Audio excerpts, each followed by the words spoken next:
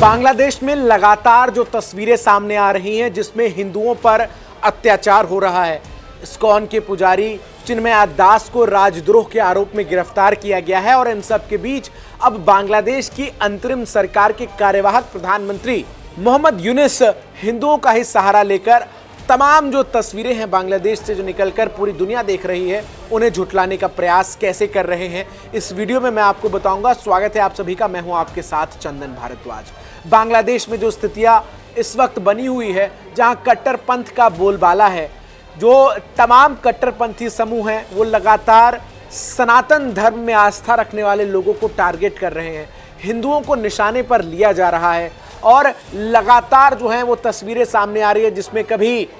जो मंदिर हैं उन पर हमला बोला जा रहा है, कभी जो पुजारी हैं उन पर हमला बोला जा रहा है, जो हिंदू लोग अलग अलग संस्थाओं में पद पर काम कर रहे हैं उनसे जबरन इस्तीफा लिया जा रहा है। और इन सब के बीच बांग्लादेश की जो अंतरिम सरकार है और वहाँ के जो केयर टेकर प्राइम मिनिस्टर है मोहम्मद यूनुस, वो आंख बंद करके बैठे हुए हैं।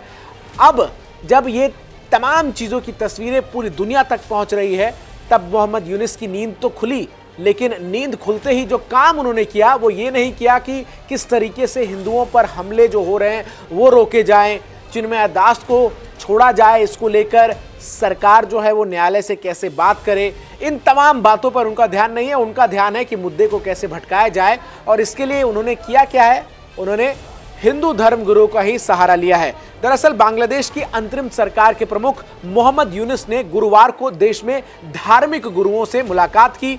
और धार्मिक गुरुओं से उन्होंने सहयोग मांगा है। हिंदुओं पर हमले की खबरों के बीच इन हमलों की सटीक जानकारी इकट्ठा करने और अपराधियों को न्याय दिलाने के लिए मोहम्मद यूनुस ने धार्मिक गुरुओं के साथ मीटिंग की। बांग्लादेश में अंतरिम सरकार के प्रमुख ने गुरुवार को ये मीटिंग की। इस मीटिंग में मुस्लिम, हिंदू, ईसाई और बौद्ध धर्म के गुरु शामिल हुए। यूनुस ने कहा कि उन्होंने ये मीटिंग इसलिए बुलाई है क्योंकि विदेशी मीडिया रिपोर्ट्स को देखकर लोग क्या कह रहे हैं ये उनके मन में सवाल जो है वो पैदा हुआ और इसी के चलते उन्होंने धर्म गुरुओं से मुलाकात कर सटीक जानकारी इकट्ठा करने के लिए और हिंदू समुदाय पर क्या वाकई हमले जो है वो हो रहे हैं या नहीं, ये जानने के लिए धर्म गुरुओं की बैठक बुलाई है। अब भला मोहम्मद यूनुस को ये कौन बताए कि जहां वो रह रहे हैं वहीं से कुछ किलोमीटर की दूरी पर लगातार जो हिंदू हैं वो सड़कों पर उतरकर अपनी रक्षा के लिए बांग्लादेश की सरकार से अपील कर रहे हैं। अब भला मोहम्मद यूनुस को ये कौन बताए कि खुलेआम जो हिंदू मंदिर हैं बांग्लादेश में वो तोड़े जा रहे हैं। अब भला मोहम्मद यूनुस को ये कौन बताए कि उनकी आंखों पर जो पट्टी बंधी है, ये कट्टरपंथ की जो पट्टी है, उसे उतार कर अगर वो देखे आसपास तो उन्हें हिंदुओं पर हो रहे अत्याचार जो है वो साफ तौर पर नजर आएंगे। मोहम्मद यूनुस ने इस मीटिंग में अल्पसंख्यकों पर हमले के